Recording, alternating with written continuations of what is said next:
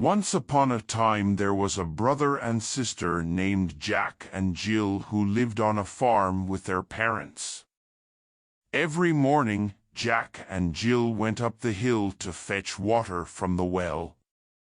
One morning, when Jack and Jill arrived at the well, they discovered a tiny elf sitting on the edge of the well.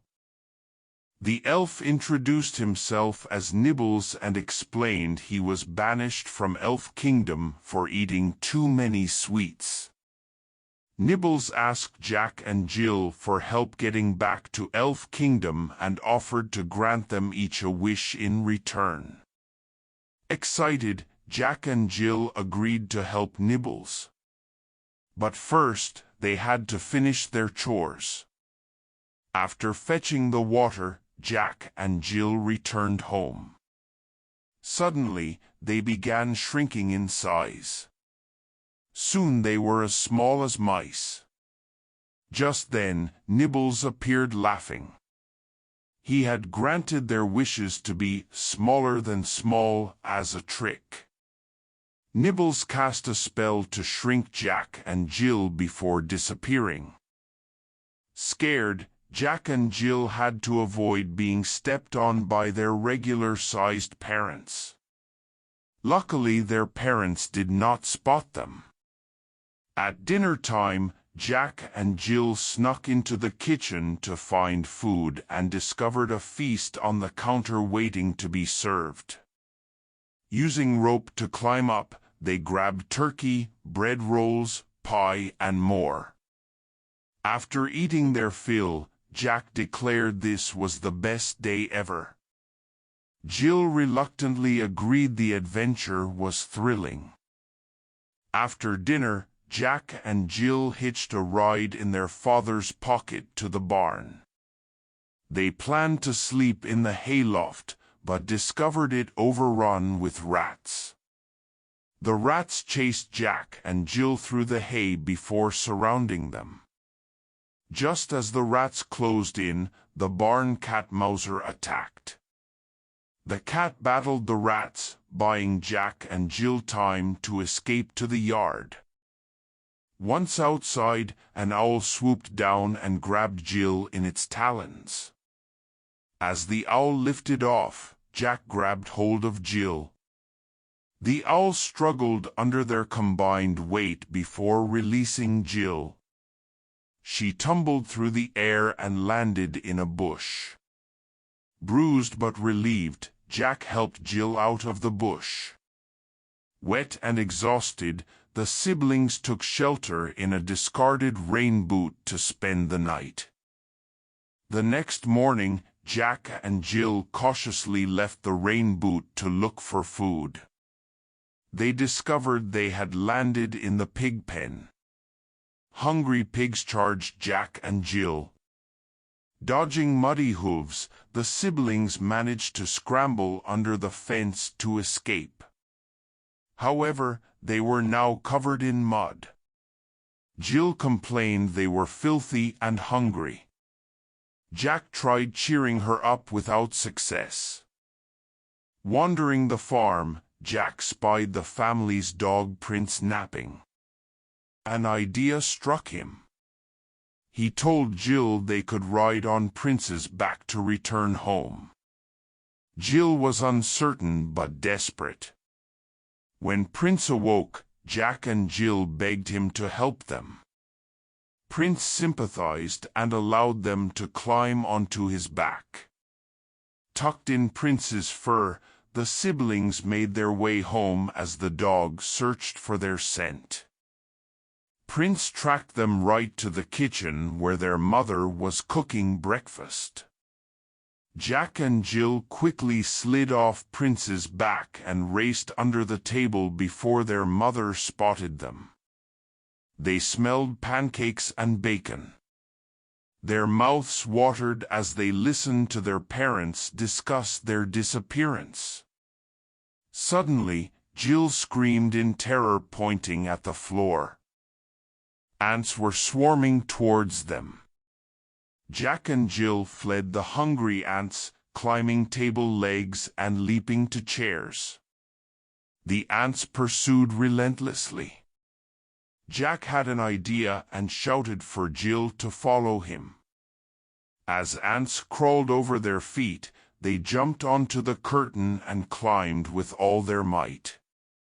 Gasping with relief, they collapsed on the window sill. Below, the ants swarmed angrily. Peering through the window, Jack and Jill saw their parents searching the farm for them.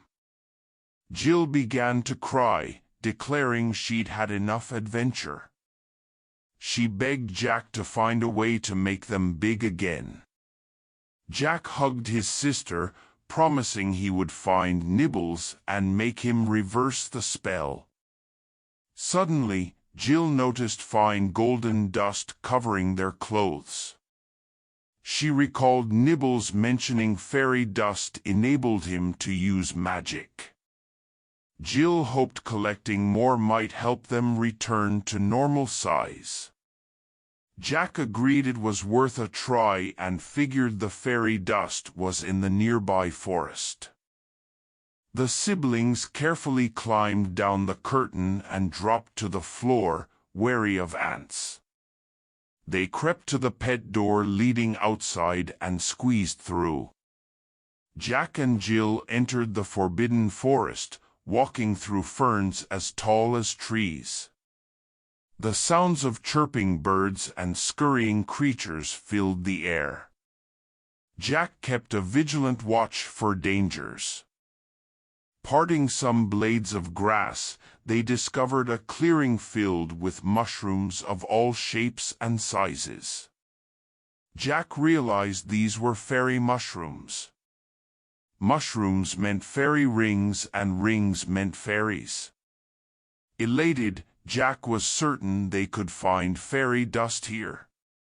Jill felt uneasy and hesitated, but her brother insisted they search the clearing. Suddenly, the mushrooms began to sway and shake. Jack and Jill froze in fright as hundreds of fairies appeared, surrounding them in a rainbow of flickering wings. The fairies zoomed and dived around the siblings. One fairy with flowing blue hair stopped inches from Jack's nose.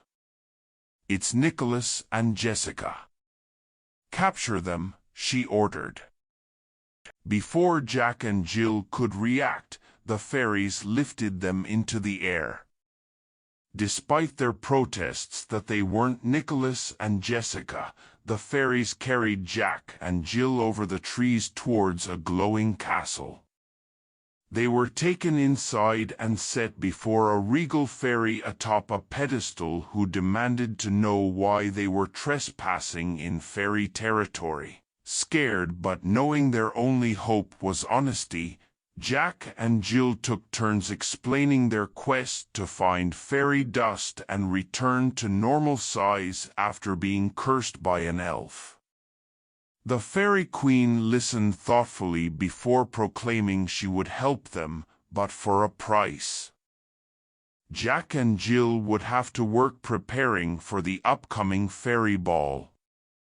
They agreed enthusiastically. The Fairy Queen explained tonight was the annual celebration that brought all the magical beings of the forest together in friendship. Their help decorating and cooking would be rewarded with fairy dust. Delighted, Jack and Jill got to work hanging lanterns, weaving flower garlands, and baking tiny cakes with the fairies. As they worked, the siblings saw fairies riding on dragonflies, rabbits with antlers, and other incredible sights. Exhausted but happy, Jack and Jill were presented with jars of fairy dust for their efforts. That night, the fairy ball began. Fairies, pixies, elves, gnomes, unicorns, mermaids and other enchanting creatures danced under the glow of fireflies. Vines dangling berries and fruits served as twisty slides.